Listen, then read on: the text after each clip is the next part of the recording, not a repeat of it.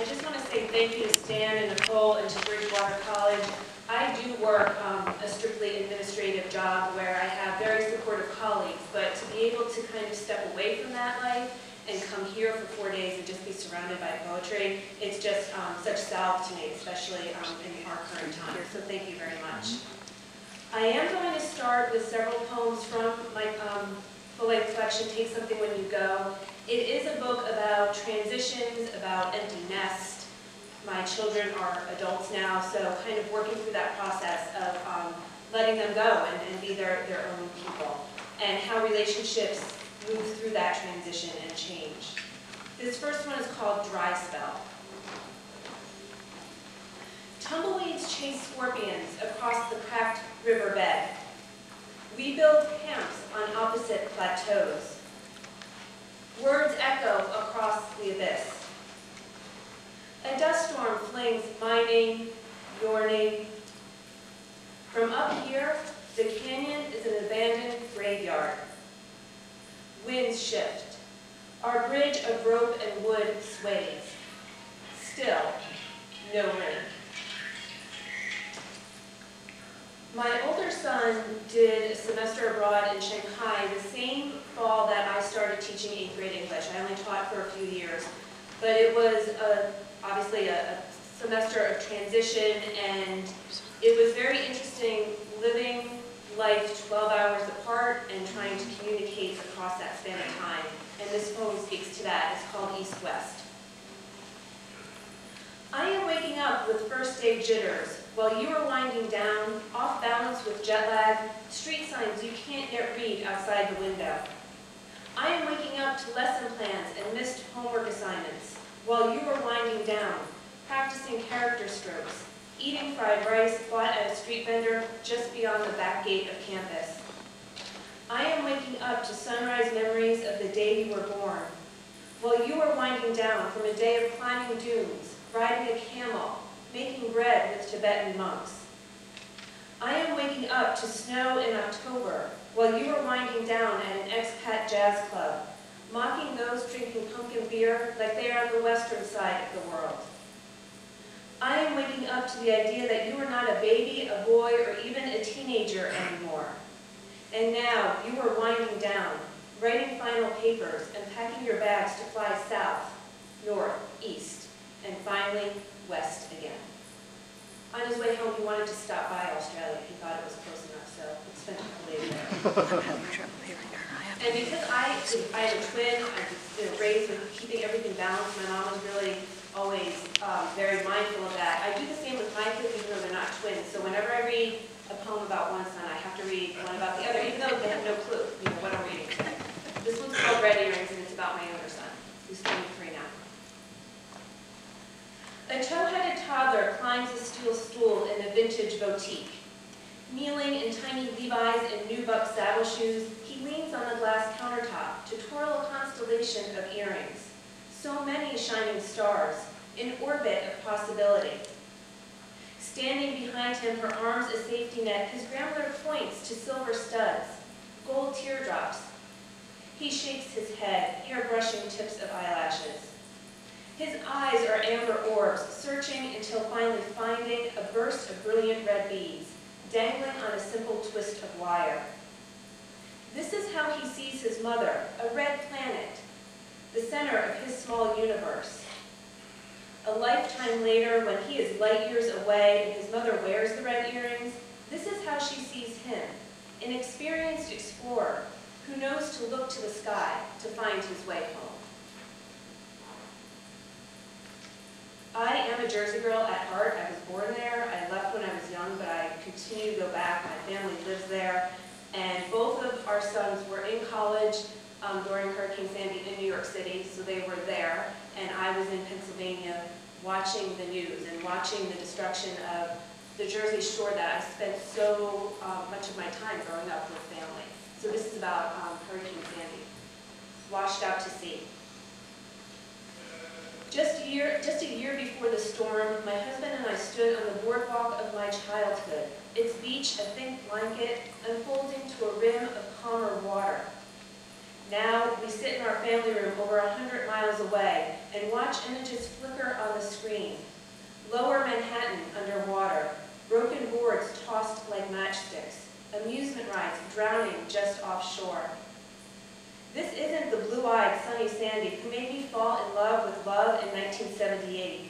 The one who taught me how to catch and keep a boyfriend while she sang, "You're the one that I want," and hopelessly devoted to you. There is nothing calm about this one's green eye, quick to steal what others loved. She hoards heirlooms, sparks gas explosions, howls long into the night. Look what I can do when pushed too far. People race inland. Our son walks from the West Village to the Upper East Side. Families return to slabs of concrete, their homes somersaulting in the waves. Neighborhoods smolder. My family is always concerned when I'm in the room because they're always wondering what I will put into my poetry and what I won't. But this one is kind of like a whole bunch of people thrown into one, so it's one of my more fictional poems. It's called Crying Summer. I cried you to sleep every night as we wove our bodies like a braid on the tattered daybed. An entire season sequestered on the sleeping porch, a treehouse nestled among evergreens, taller and fuller than that first July you brought me to your family's lake house, when I slept on the porch with your girl cousins and you slept in a tent with the boys 2 stories below. We fished, breathed in fire pit smoke, played volleyball, eavesdropped on cricket chatter. Now the porch screens are no longer taut. Floor planks are coated with pollen and chipped paint. The porch cradled our history as conversations best not seen in daylight flowed into the dark space between us. Tears ran until the moon and sun crossed, kissing briefly in the metal sky. It's been so many years, I almost forgot how the edge of memory dissolves. Several decades are the bridge to an aging house moored between a homecoming and a goodbye. Your father, gone this year, your inheritance, the sleeping porch, the safest place for confessing our sins. My mom is from a large Irish Catholic family, which brings a lot of interesting stories and history and dysfunction into my life, and this is about that family. It's called Kip. The party always began in the backyard, coolers filled with ice and beer and soda, burgers spitting into lighter fluid and charcoal.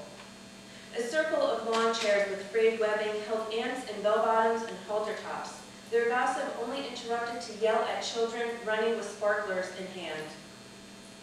Inside the Victorian, grandfather sat for hours at an old upright against the back wall of the dining room, a line of bud cans sweating circles into the woods grain.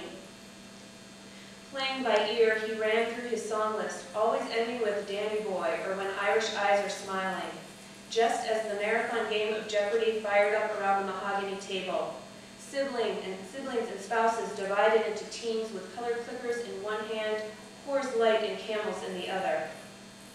As the game entered its 3rd hour, arguments rose over quotables and who forgot to shout answers in the form of questions.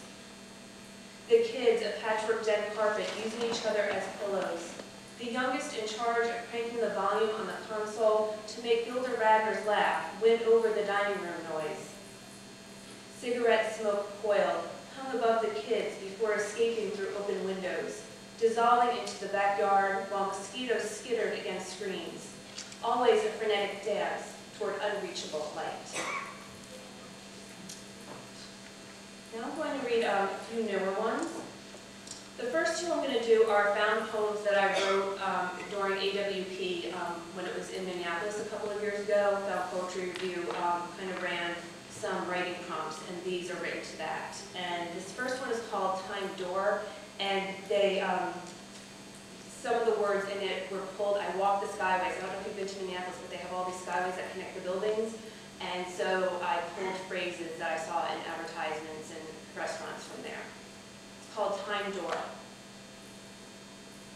These twin cities don't look exactly the same, like you and your sister, her red hair to your brown. She speaks with her right hand, you always go left. Her scientific logic questions your emotional language. She seeks wide fields, corn stalks swaying. Her husband saves the hen house from foxes roaming the night. You want stacked vertical living, 1 a.m. conversations in a standing room only bar, sun rising over steel. Stop there. Choose your wings carefully and tell her to do the same. No need for separate exits. You will fly together to the Mississippi River of your childhood, far south from here, where you splashed each other, ran away, then toward one another, knowing your parallel paths will somehow meet on the skyway. A labyrinth connecting the past to the present, a sanctuary for you both. You breathe in tandem like these cities, no matter how many miles are between you. You know, she knows, where one ends and the other begins, even as the sky fills with snow. And this one, I walked around the book fair, which is always so much fun and completely overwhelming at AWP for me, and just pulled marketing materials and pulled words and phrases from those. It's called Ditto. Dare Paris to press her simplicity into mourning. Chase away a cold snap with a trip to Red Rock. Teach me to pronounce Hennepin, to follow the dust. Fly to New Orleans or Dublin, or where the hem of imagination meets your voice. Tell me another fractured miracle, one that's too little daring, too much beautiful. I do currently live in northeastern Pennsylvania where the winters really get to me, and this poem speaks to that, and it's about one of the first warm days last spring. It's called Gypsy. On the first day, the corner cafe props open its front door with a chair. You know you'll survive. With unzipped windows and a pushback sunroof, you take the slow route between Wilkes-Barre and Scranton. A train whistles. Tires speak to pavement pocked by leftover salt. The car radio pulls you deeper into the 80s with Gypsy, the river, rock with you.